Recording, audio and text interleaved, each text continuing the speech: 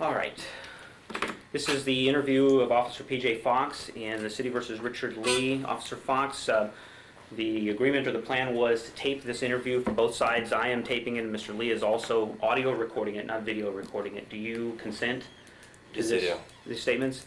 And Ms. Naden, do you consent to? Yeah, Mary Naden, standby counsel. I do give my permission, and you might want to note also it's April 25th. It is the 25th. All right. On the time and all that jazz. 1:32 p.m. All right, Mr. Lee, do you consent to? Sure do. And the city, Kevin Kilpatrick on behalf of the city, consents. So that being the case, we can start. And just so we know what we're dealing with, do we have Detective Buffy coming in? That's my understanding, yes. He should be in sometime around 3 o'clock. So he confirmed. He did. When did he confirm, by the way? Well, I had an understanding with him, and then he confirmed that, I believe it was this morning or late yesterday after I'd already left for home. But you didn't confirm with me. Huh? I thought I had. If I didn't, I apologize. Yeah, you didn't. Officer P.J. Fox, can I ask you to show identification? I don't think that's necessary, again, Mr. Lee, unless you have some reason to think that this is not Officer Fox. I have reason to doubt his name isn't P.J.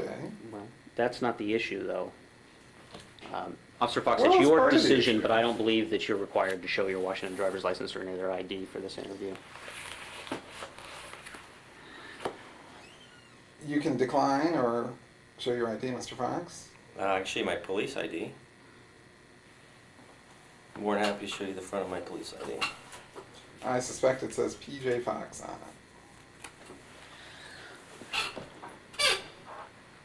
it. Alright. Oh, and you do have hair there, huh? What year is that picture taken? 1996. 96, so 11 years ago. Correct. So when did you start shaving your head? What is the relevance of Officer Fox's appearance? Again, do you claim this is not the person who was involved in this incident, Mr. Lee? There are issues that arise out of his name and his means of identifying himself. So what does whether or not he has hair on the top of his head have to do with that? Can we just move on with the interview? Perhaps you could ask him some questions about Well, it wouldn't be date. relevant for you, Mr. Kilpatrick, because you have sparse hair on the top of your head, and that's just a genetic condition. But Mr. Fox clearly has a hairline that extends to the top of his forehead. He's clearly shaving his head. It's not genetic in his case. He wakes up every morning and shaves his head. Could you tell us when he started doing that? Officer Fox, I would advise you not to answer that question. I don't believe you have to. It's not relevant to this. This is totally In your irrelevant. opinion, Mr. Kilpatrick. Well, you know what? You can bring it up with the judge then, Mr. Lee, but let's move on otherwise. Do you have frequent occasion to deal with members of the African American community in your practice as a police officer? That's a yes or no question. Now, I would say, what can you explain what frequent means? Any frequency. Do you deal with black people? Well, I deal with all members of Seattle's public.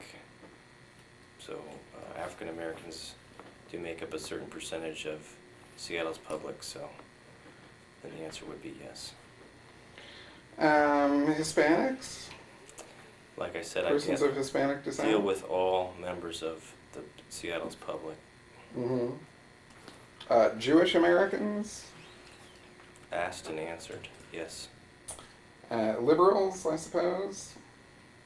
I wouldn't know about people's political affiliations. Mm-hmm. So, do you think that they might find it something of an affront to be dealing with someone who looks like a member of a terrorist organization because he shaves his head? You can answer that if you want to, Officer Fox. I don't see the point, but...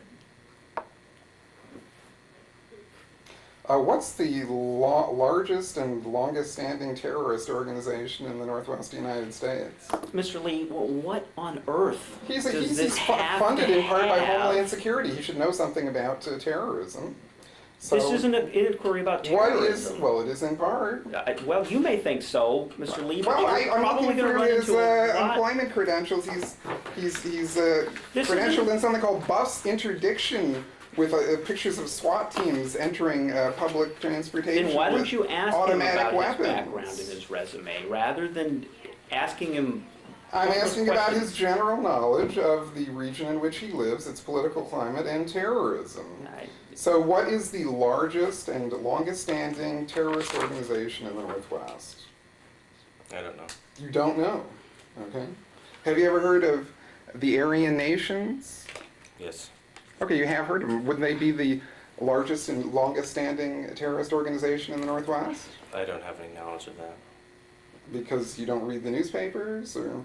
He's answered the question, Mr. Lee. Okay. Okay? Do you think that shaving your head every day for years and years makes you strongly resemble a member of the Aryan Nations skinhead Nazis?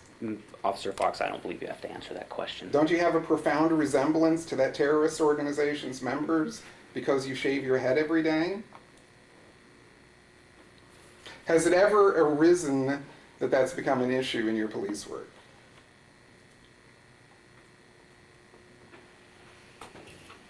You can answer that if you choose to. No, I don't think I'm going to answer that one.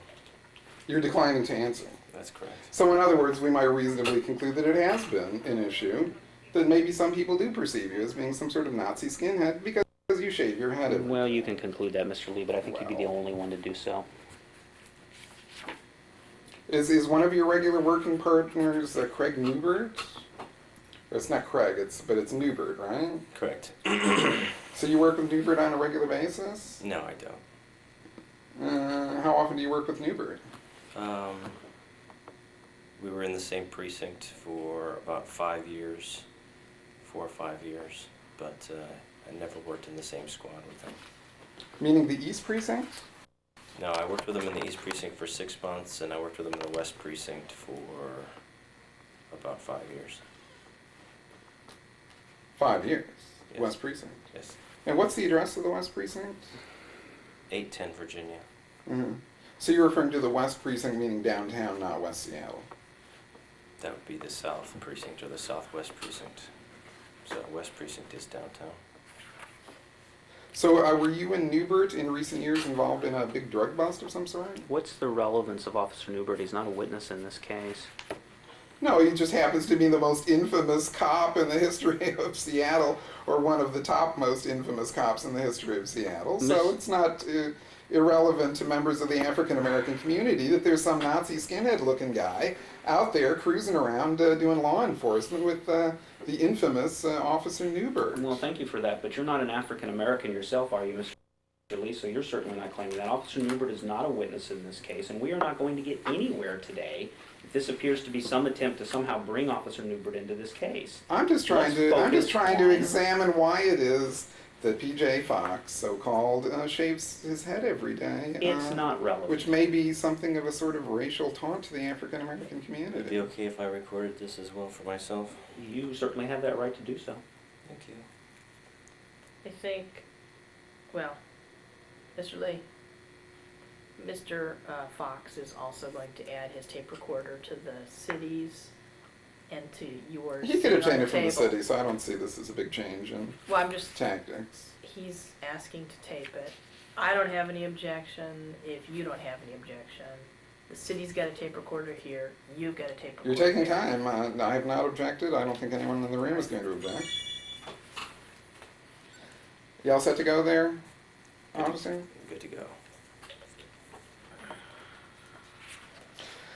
So there's no indication that you're going to make any statements about why you shave your head, whether it's a political statement or something else. That's correct. And the P.J. Fox thing, what's up with that? Is that a question? Could we have a question? What name were you born under? What was your birth name? I'm not sure your birth name is relevant, officer, but you can answer it if you wish to. How long have you been P.J. Fox? My legal name is P.J. Fox. Did you undergo a name change to become P.J. Fox? Well, I think you're nodding your head no. So your legal name isn't P.J. Fox. That's not true. Is that correct? Well, now wait a minute, Mr. Lee. You can't put words in the mouth. Well, of the maybe witness. he's nodding. Perhaps you could give him a friendly directive that this would move along more quickly if he would answer questions rather than nodding. The only statement I'm making about my name is PJ Fox. Well, I can say my name is Captain America. That doesn't mean that it's a legal fact. Is it a legal fact that your name is PJ Fox? Have you undergone a name change to become PJ Fox?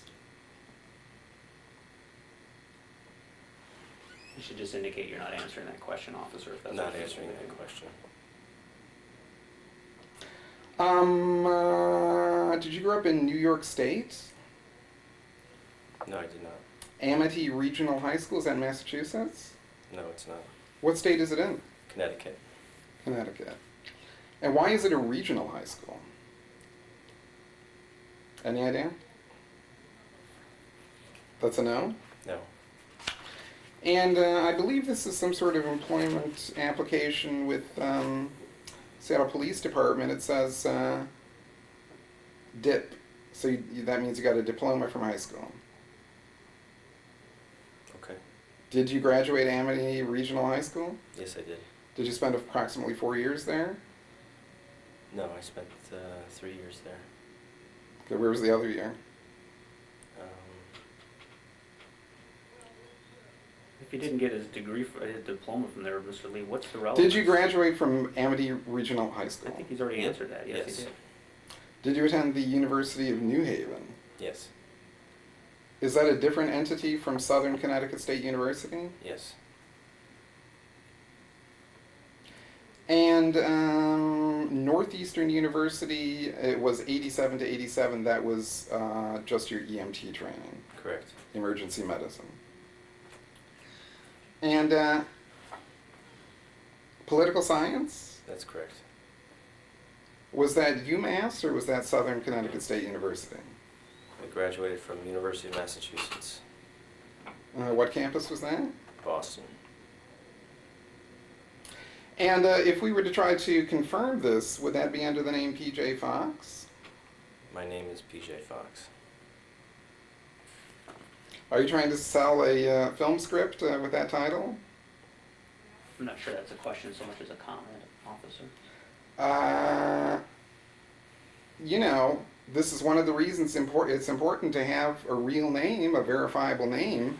If I call Amity Regional High School, I kind of suspect that they're not going to have a record of graduation for someone named PJ Fox. Mr. Lee, you can scold Officer Fox. It doesn't have to do. We're not, trying to find out if this person is not authentic you've got the as he's information. identified himself. He He's apparently identified. obtained gainful employment with the city of Seattle by claiming to be a graduate of the University of Massachusetts at Boston.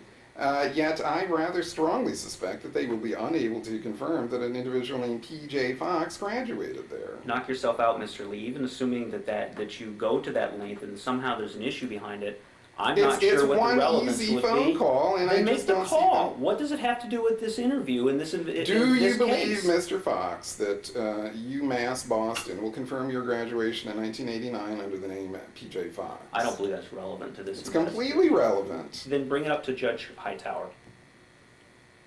Because I don't believe that it is relevant, and I don't believe. Well, that it's Mr. one reason Fox a has to person answer. might parade around calling himself PJ when he's got a completely different name and didn't graduate the University of Massachusetts but lied about it on his application. So how much political science does obtaining that degree actually involve? I mean, how many class hours or whatever did you take in UMass? Or the I don't other? recall.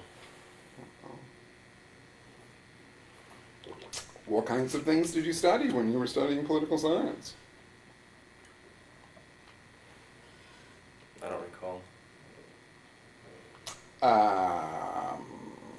Marxism, capitalism, discuss those kinds of things in class? Perhaps. Perhaps, okay. And you're not winning me over to believing you actually graduated with a degree in political science. Why did you pursue a degree in political science? I don't think that's relevant.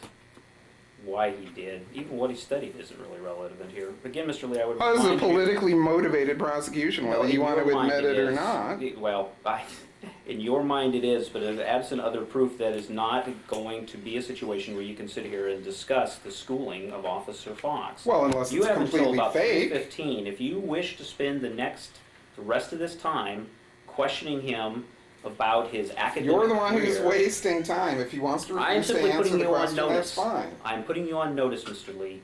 Well, what does that mean? That's something you got from the Colbert Report on notice? Sometime between 3 and 3:15. Otherwise, use it. I'm not wasting time here. Can you in any way describe why it is that you pursued politics or political science as a career? I'm not answering that question. Mr. Lee, do you want any advice or not? If it becomes necessary. Okay, if you want advice, we can take a break outside. That's the just presence of these wasting two gentlemen. time, if you ask me. All right, I just wanted to offer. A person is, he's a city employee. He's obviously involved in political affairs, and he has a degree in political science, yet he can't discuss any aspect of what he studied in this course of study at the prestigious University of Massachusetts at Boston. It's kind of curious. Are you involved in politics in Seattle? No, I'm not. Mm-hmm. And so do you vote? Are you registered to vote? Yes, I am. Do you in fact vote? Yes, I do. But you would say that your political activity is limited to voting. Is that correct? That's correct. Well, what about all that time you spend with the mayor of the city of Seattle? Isn't there a political aspect to that? No. Executive protection. Versions of this story differ, but were you being paid by the city when you were protecting Mr. Nichols on September 7th? Exactly. When I was protecting him. Okay, exactly what? Protecting him. Executive protection. You were being paid by the city of Seattle. That's correct. So any news accounts that described you as off-duty would be incorrect. No, it was an on-duty job, not an off-duty job. On duty as a police officer for the city of Seattle. Correct. And was this a campaign event? I have no idea what it was.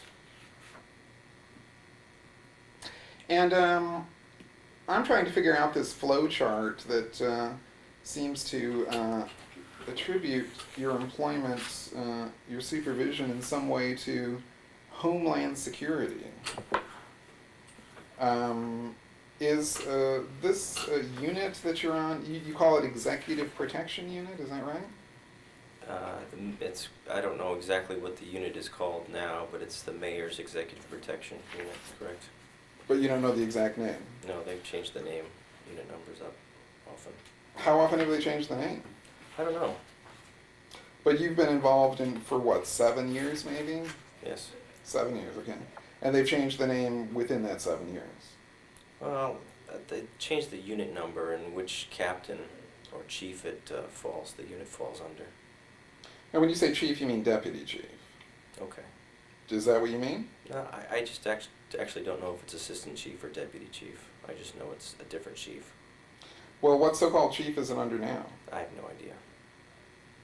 What chief has it been under previously? Don't know. Well, who's your commanding officer?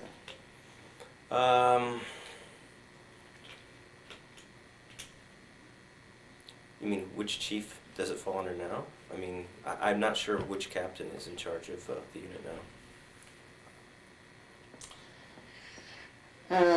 Well, who's running the joint? I mean, you have activities to do. It's not all just free-flowing improvisation. Somebody's got to be in charge. Is Detective Bufio in charge? Yes, he is. And then who does he take his orders from? You'd have to ask Detective Bufio. So when Detective Bufio gives you instructions, you have no idea as to whether those are coming purely from Detective Bufio or someone else. Is that what you're saying? No. That's not what you're saying. Well, do you take directives from the mayor, Greg Nichols? Sometimes. So, he's not in the police department, but you recognize him in some way as sort of a commanding officer or something. He's not a commanding officer in the police department. Well, what kind of directives or instructions would he give you that you would follow, for instance? If he tells me where to drive him, I would drive him to that location. So you drive the town car sometimes? He doesn't have a town car. He doesn't have a town car? A Lincoln town car? No. Or what's the big black limousine? He doesn't have that anymore. It's a Toyota Highlander hybrid. Oh, is that a large, like, SUV type hybrid? No, it's a small hybrid. Oh, it is? Okay, I haven't seen that. But in the course of what this case encompasses, there's a big black limousine involved somewhere, right? That's correct. Okay. Do you know the make and model of that vehicle? There was a Cadillac at one time, and it was a Lincoln at one time. Okay. And September 7th, 2005 rather, at the Red Hook Brewery, was that the town car? I think it was. The Lincoln town car, big black limousine type car. It's not very big. It's a regular four-door vehicle. Maybe we could call it a large sedan. Yes, we could. So other than telling you where to drive that sedan, what other sorts of directives does Greg Nichols give you?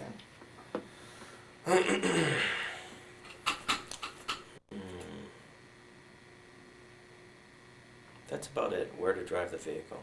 If there's any changes to the schedule. Well, if you're involved in protecting the executive meaning Mr. Nichols, then you're not his chauffeur, are you? No.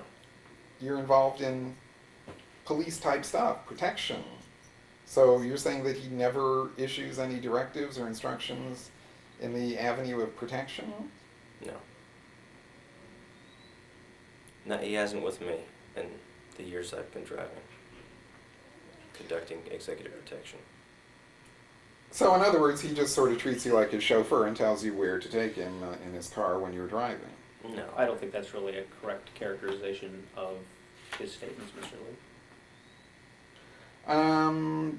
Do you know who the Unit 344 Homeland Security Police Captain is? No, I do not. Do you have any idea why Homeland Security is involved in the flow chart of, right, here's Homeland Security, and one level below you've got Arson Bomb Lieutenant, that makes sense for Homeland Security, Criminal Intelligence Lieutenant, that makes sense for Homeland Security, SPOC Lieutenant, don't know what that is, and then Mayor's Security. Okay. I haven't seen that. And I guess, Mr. Lee, I'm going to object to the relevance unless you first ask him whether or not he is working with Homeland Security in some way. Okay, are you working with Homeland Security in some way? No. So Homeland Security is just not terminology that you use on a regular basis? And Mr. Lee, just to clarify again, and I know, do you mean Homeland Security in the sense of the federal agency? It just implies to me that there must be some sort of federal funding or something. I haven't gotten to the bottom of that. That's fine. You can ask him that as well. Do you believe that there is federal funding from Homeland Security that goes into your employment situation as the... I have no idea. Do you work with federal officials at all from the Department of Homeland Security as a part of your executive protective? No, I do not. Okay. Because I think Detective Boofy had said something about being trained by Secret Service. I think he was, yes. Okay, but you haven't undergone that sort of thing. No. Even though you've been with that unit for 7 years. Well, I wasn't trained by the Secret Service. But I mean, I'm sure it wasn't some years-long sort of thing with Boofy. I can ask him about that, but you never attended any special seminars or anything else from any federal agency, especially... Yes, I did. Are you talking about that bus interdiction thing? No, it was a U.S. Army course. Okay, what year was that in? I'm not sure. It's on my training record if you have it there. Well, approximately how many years ago was it? 98, maybe? Okay. So that would have been a couple of years before you joined the Executive Protective Unit? Exactly. Yes. And then what was this? It was, if I recall from your previous testimony, something to do with counterterrorism. exactly. Can you describe what that was? I need to get the course descriptions to be able to, I believe one was a counterterrorism personal protection course, and the other one was a counterterrorism narcotics identification course. But what does personal protection mean? Executive protection. Oh, it does mean that. Yes. So how much federal training in this executive protection do you think you received? 40 hours. 40 hours. So in other words, 1 work week. Correct. And would that have been a combination of the narcotics and the executive protection, or? No, it would have been just short of 80 hours. 2 Oh, I weeks. see. Okay. And so what kinds of things did the Army teach you about counterintelligence and executive protection? Executive protection, about how to conduct executive protection and what type of formations to perform while conducting executive protection, and how to do research on if you're protecting somebody, and how to advance their locations, and to maximize safety. Safety for the executive or safety for all concerned? Well, it would be for the executive first, and then others second. Safety for the executive first and others second. That's That's what the Army taught you. And in what way does that work its way out in these real life scenarios? I mean, what did the Army teach you about that? You have to be more specific about that. Well, I mean, do you sacrifice the safety of other people in order to protect the executive? No.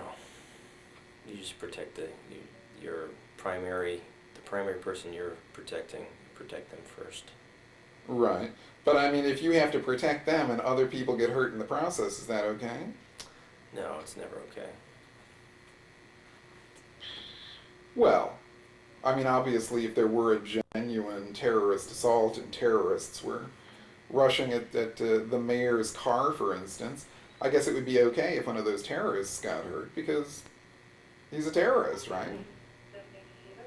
No, it's not okay if anyone gets hurt. Even a terrorist? All human life. Okay, but aren't police trained to use force, even deadly force, in the face of danger? Sometimes. Okay, but you just said that perceived terrorists have to have their safety protected as well as the executive. Sure. If we have a lethal force situation and it's possible to control the lethal force situation without using lethal force, that would be optimal. Don't the Seattle police shoot for the center of the body? Meaning, don't they shoot first for a lethal kill in No, a situation like that? they shoot for center mass. It's not Center for mass. not for a lethal kill. But center mass meaning the cardiac area. It just means the center line of the body. Mm-hmm. But not really the groin, and not really the head, and not really the gut.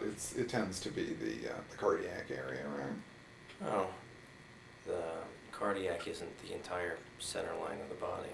So, cardiac, the heart is on the left center of the body, and it's only a 5-inch portion in the upper chest. So were you armed on September 7th, 2005? Yes, I was. And usually when a police officer is armed, it's pretty darn obvious, because they're wearing that Glock on their hip. Were you wearing a Glock on your hip? Yes, I was. Really? You were wearing a full-sized Glock pistol on your hip? Yes, I was. Really? Were you wearing any other weapons? I don't recall. Well, I recall in your statement, which I think was your definitive statement in the case, that you were without certain items like pepper spray. Correct. So pepper spray is a pretty small item. You could easily put that on your belt, right? I could, yes. But you didn't. No. But wouldn't that leave you in a position of using deadly force or no force at all with that gun on your hip? No. What would there be between I mean, did you have any other implement or device other than, was it like Glock 18 is what you had on your hip? No, it's a 40 caliber Glock. And how big is the clip on that? The magazine, Yeah. about 5 inches long. And what's the capacity? 13. 13. So that's not the full-sized Glock that police often typically carry. No, well, the Seattle Police Department carries it. It's not, I don't know if it's considered full size, but it's. I have a full size and a Glock 23 as well, which is it's virtually the same size. We're talking an inch small. It's not the Glock 27, which is the mini one. Oh, okay. Well, real clearly, which is the model that you had on your hip? I don't recall, either the 22 or 23. And you would describe that as the full-size Glock or within an inch of the full-size Glock? Correct.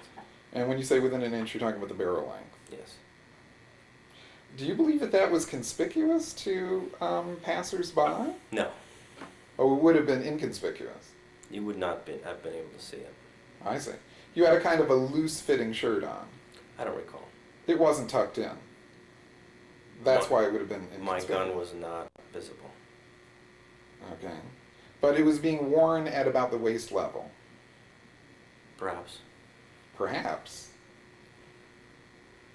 Could it have been worn at the ankle level? Could have been, yes. Oh, I see.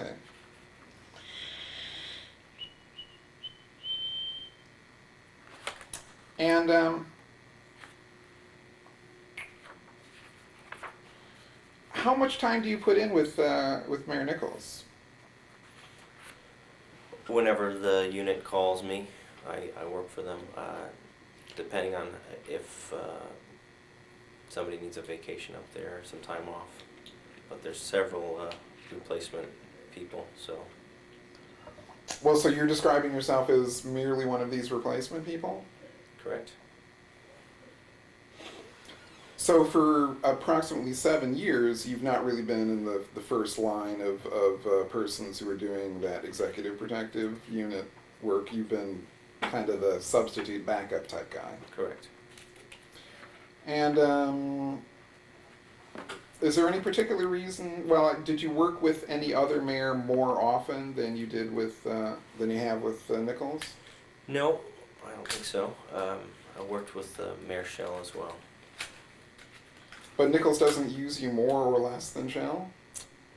No, it's about the same. Are you and Greg Nichols good friends? No, we're not. Why do you answer that way? Because I don't go over to his house for dinner. He doesn't call me up on a regular basis. It's my job to protect him in an executive protection capacity. Well, but that limo isn't that big. It's not even a limo, according to your description. You must have occasion to chat and that kind of thing, right? On occasion.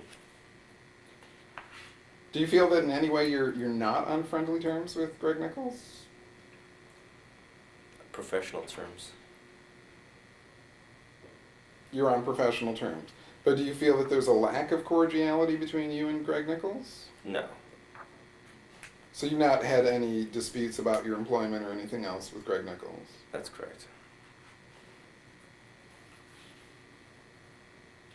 And I guess that whole time that you've been working with the unit, Boo for You has really been your, I don't know, how, just in your words, how do you describe Boo for You? Is he your commanding officer? No, he's the lead detective in that unit. So he would be a supervisor, somebody that would supervise me. Lead detective, supervisor. Is there any other lead detective or supervisor? Probably the other gentleman that works there as well. Okay, is that Detective Stokes? Yes.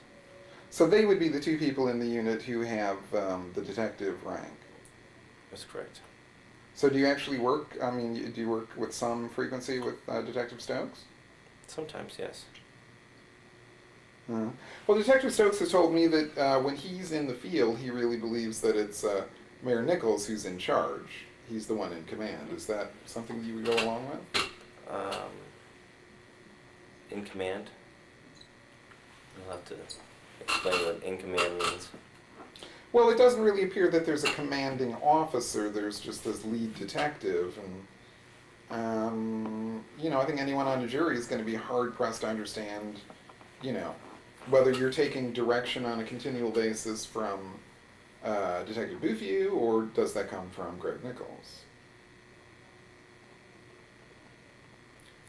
Not sure I understand the question. Are you asking the officer who he receives commands from? Yes. Who do you receive directives from, officer? Well, Answer the executive question. protection-wise, if I'm in the field, I believe that I wouldn't receive commands from anybody if something happened. If there was an immediacy there, the mayor would be taken away to a safe location, and then the mayor would have more input in the situation on where he needs to go. But we have standard operating procedures which come into play during emergency situations. So basically what you're saying is that most of the potential possible theoretical crisis situations, those have been worked out in some sort of prearranged way. Like you always know who the driver is of Nichols. So if there's an emergency or something, you don't discuss that with Bouffieu. The driver drives. Or acts, yeah. Okay. And so, when Detective Bouffieu was discussing this in the anti-harassment hearing, it was all pretty mysterious, him talking about the Secret Service and his training there, and, you have this Army training in counterterrorism for 40 hours. Is there any, from everything I've heard, it seems to be that you're trained to deal with crisis situations and not to do any preparation beforehand, at least as far as you're willing to admit. So, for instance, did you know that Mr. Lee would be attending the September 7th, 2005 event at the Red Hook Brewery? I don't recall if I knew beforehand. Mm-hmm. And, it's just when you see the Secret Service in the movies and all that, the thing that they do really well is to assess the threats in any particular situation. That is, they do research on people who are potential threats. And, from what I gathered from Detective Bouffieu, you guys aren't big on research. I guess I'm going to object. You're Well, asking let me Officer use... Lee you're asking Officer Fox to respond to what your understanding or what you claim. All right, I'll clarify. Thank you. Well, what I was asking Detective Bouffieu on several occasions, I think both you and Detective Bouffieu were audacious enough to compare Mr. Lee to characters known as James Garrett, goes by several other names, assaulted Mayor Shell in 2005. I don't know if we characterized you as Mr. Garrett, but your actions getting close to the mayor with a large, heavy object are somewhat similar. I see. To but anyone who is on his campaign team, they carry around those big signs on those big sticks. They're around Mr. Nichols with a big, heavy object too, right? But they don't put those big sticks in his face or within 2 feet of his face. Well, they probably do, but what is your understanding of Mr. Lee putting any kind of large, heavy object near Greg Nichols' face? I observed you doing that this evening, putting the camera in his face a couple times, and then we had to warn you not to do it. I think the Detective Bouffieu told you not to do it. Well, but I just looked at this tape today, about 3 hours ago, and I can guarantee you there was no putting of any camera in Greg Nichols' face prior to Detective Bouffieu reaching out and grabbing Mr. Lee's camera by its tripod and jerking it around and telling him, "You're not going to be able to stick that in his face, so stay back." I'm Detective Boofew, and you're not going to be able to stick that in his face. Mr. Lee, this isn't an argument between... No, I Mr. understand. Fox I'm precisely, about- please let me continue. So isn't there a big difference between someone being accused of possibly, thinking about sticking a camera in someone's face and someone actually doing it? I saw you do it. When did you see me do it? There was a time when the mayor got there, and right before the detective warned you, you got very close to the mayor and put your camera up pretty close, within 2 feet of his face. And also,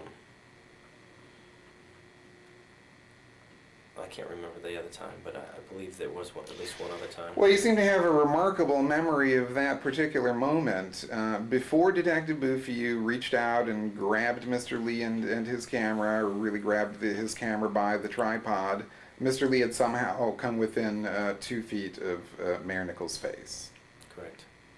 Would you be surprised to hear that I just looked at that tape, and when Detective Boofew jerks the camera to the side, I'm about 6 to 8 feet away from Greg Nichols. He's surrounded by other people, and there is no incident of my getting within 2 feet of his face prior to that jerking. Were you filming the entire time? There's no breaks in the film whatsoever? That's correct. Up to that point, from the time that I approached the building. So you might have to concede that you're wrong. No, I Well, don't think so. No, this is an interview. You can ask Detective or Officer Fox what he remembers. This is not a discussion about your interpretation of the evidence, Mr. Lee. Well, in part it's a discussion about the validity of his memory. You can ask him questions about it, but you're not going to argue with him about I'm not his arguing. recollection. No, yes you are. I think I'm being helpful. I'm telling him what's on the tape. You seem to be telling him what to think. I'm telling him what the jury's going to see. And so, as far as sticking a camera in Greg Nichols' face, if Mr. Lee is relatively stationary and Greg Nichols walks in his direction and walks past him and is momentarily within a 3-foot radius of Mr. Lee, does that count as Mr. Lee sticking the camera in his face? The time when I saw you, you were within 2 feet, and the camera, your style is to hold the camera out in front of you in people's faces closely. And so was there any sort of dramatic movement or sort of thrusting of the camera or any device toward Mr. Nichols that accompanied this? Well, I don't know if you have to be more specific about dramatic. I can't answer a question. Well, was there any Drama. thrusting action? Well, you were thrusting the camera out toward his face. Thrusting meaning a sudden sort of movement. I don't know if it was sudden, but the camera was extended toward the mayor's face, and I would say within his personal space. Meaning how close? Within 2 feet. And again, you're talking about early in the evening, upon I Mr. don't Lee's know arrival, prior exactly to Detective when it was. Boofew. Well, you've already said that, though. Yeah. He's already said that before Detective If you're Boofew going to jerked answer the the camera, question and then talk he was over him within and not 2 let him feet. answer it, I just want to make the record that that's what just occurred.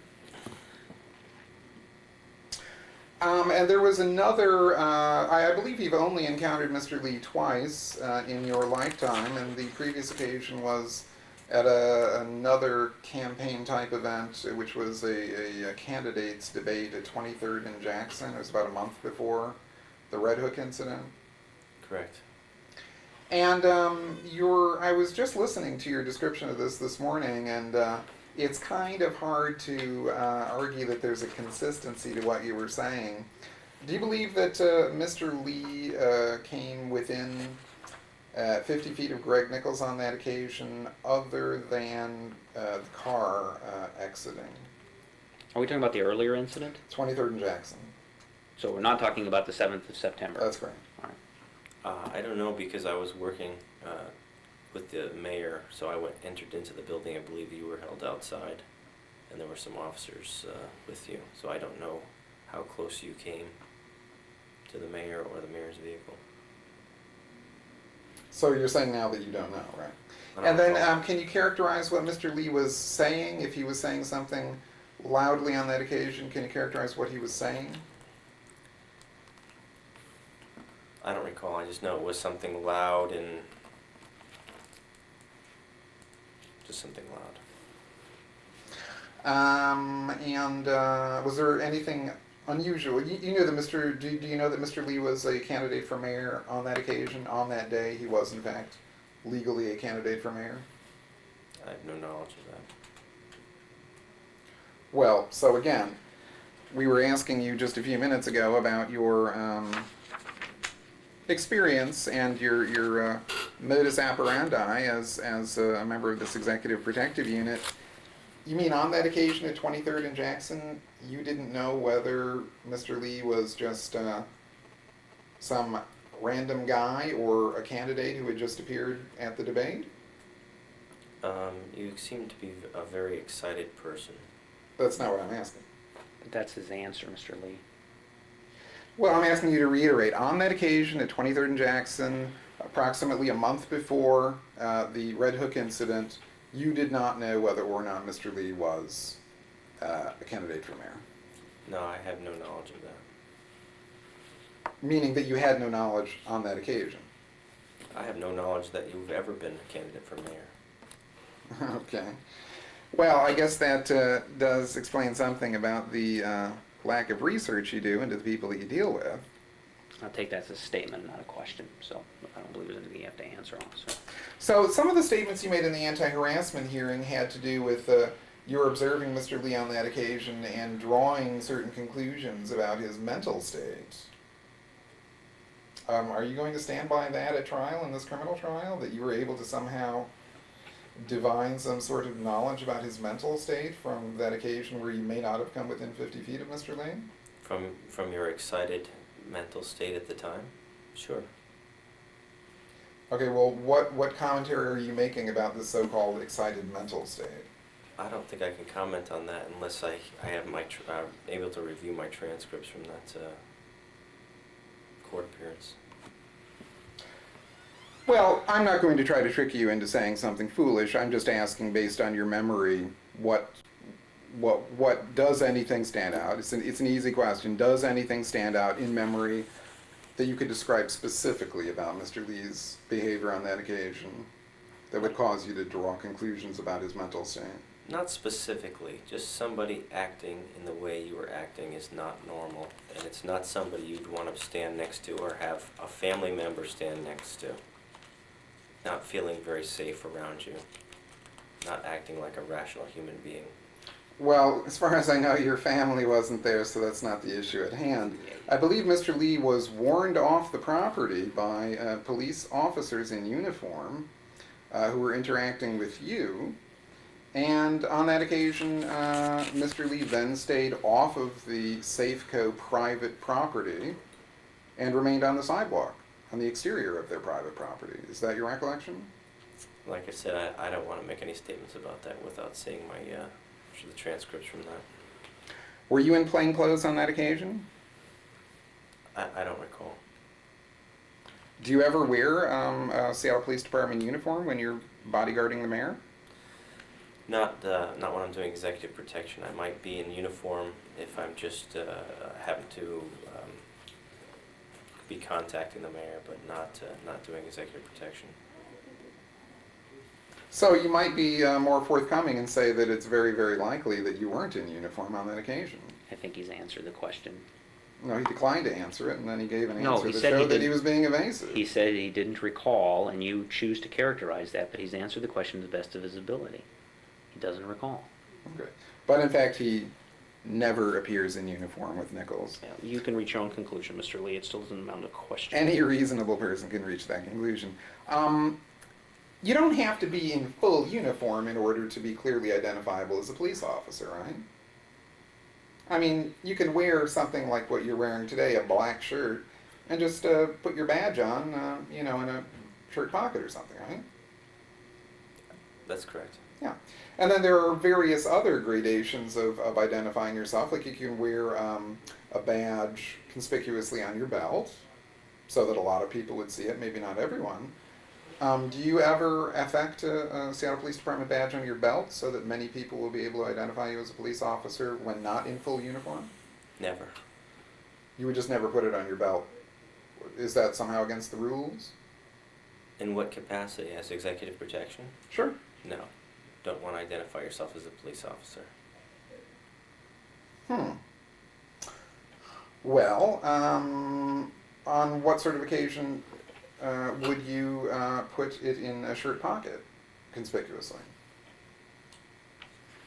Is that something you would do on patrol? I mean, is there a middle ground between full uniform and undercover? Not in executive protection. Well, I've noticed Detective Stokes wearing a pin on his lapel. Correct. And does that pin indicate Seattle Police Department? It says Seattle Police Department Executive Protection Unit, but it doesn't mean you're a patrol officer, or it doesn't mean you work executive protection. It just means you're wearing an executive protection pin. Yeah, but it's not as big as a badge, nowhere near. Maybe it's about an inch big. It's small. Yeah. Is an inch a good guess? Maybe a little smaller. But if someone were standing maybe 10 feet away from you, or not you, but Detective Stokes, and looked at his lapel, I don't know how big the letters are that say Executive Protective Unit, but you could see that it says SPD, right? Not necessarily, not unless you knew what you were looking at. Well, are the words Executive Protective Unit spelled out completely on the pin? I believe they are. Okay, and then is SPD visible? It's visible. You have to get. I know myself. I have to get pretty close to within 2 or 3 feet in order to read the letters because they're so small. 2 to 3 feet, I think. But it is a pin. I mean, It's a pin, but it does not connote that the wearer is an officer or a detective in the Seattle Police Department. It's not issued by the police department. It's a unit pin only. I'm not understanding. Who issues the pin? It's not issued. It was purchased by the unit. Okay, what's the function of the pin? Some of the people in the unit wear it, maybe for camaraderie, or it's given away to other executive protection units as a gift, but it's not part of the job. Well, that's strange because, I mean, I've seen, at the anti-harassment hearing, I saw Detective Stokes wearing this pin. And I commented on it and discussed it briefly with him. And, when he was in court for this anti-harassment hearing, he wasn't there hanging out with his buddies at a barbecue wearing the pin for camaraderie. He wasn't giving it to some other police agency. It seems to have some official function to identify himself as a police officer. I think Officer Fox has indicated, to the best of his understanding, that that's not the case. I mean, again, Mr. Lee, he's answered the question. Okay, well, in fact, let me disagree with him. I've been around the U.S. Secret Service and top federal officials. They wear pins. They wear pins that are an inch or half an inch. Maybe not all of them, but they wear those pins. And when you see a guy who's 6'3" standing next to you, and he's got one of those pins on, your eye goes immediately to it, and you instantly recognize that that's the U.S. Secret Service. So the U.S. Secret Service seems to find it useful to identify themselves to people who are, in a crowd around these federal executives. You're saying that the Seattle Police Department Executive Protective Unit has a different philosophy on that?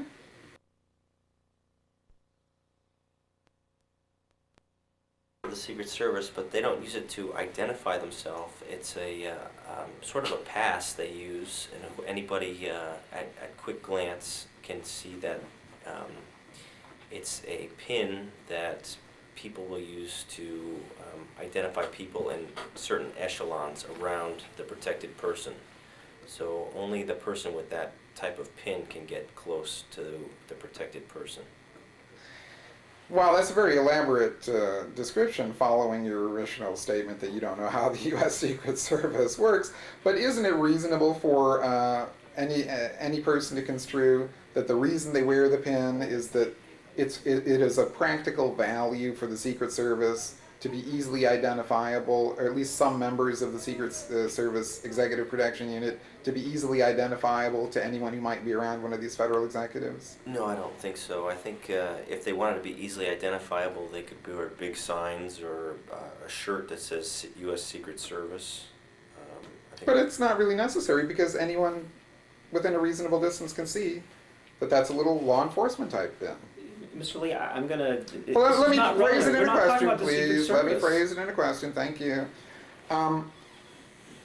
Does the Executive Protection Unit of the Seattle Police Department have some sort of idea that it's undercover when you're guarding the mayor?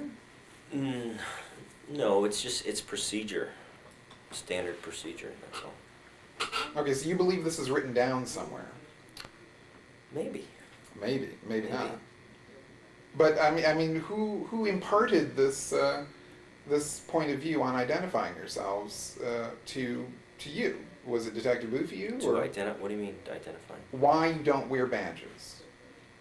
I'm not sure why. I think there's a certain amount of anonymity with working executive protection, and you don't want to draw attention to yourself, and badges and shiny objects draw attention. You might know who the mayor is, but somebody else from another city might not know who the mayor is, or somebody from Bellevue might not even know who the mayor is. Don't want to draw attention to the protected person. A uniform would draw attention. I'm not following your logic, but let's look at the event on September 7th, 2005. There were lots of people there, and many of them, of course, were Greg Nichols supporters. But there might be someone who, like this Garrett character, wanted to punch Greg Nichols in the nose, right? That's the danger you always have to be aware of. Correct.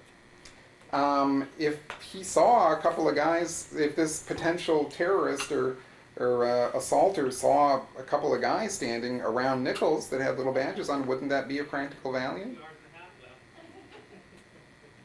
In warning away? I mean, you don't want to encourage violence, do you? It might have been practical to have, in hindsight, to have a uniformed officer at some of these occasions, if you know there's a certain threat that's going to occur.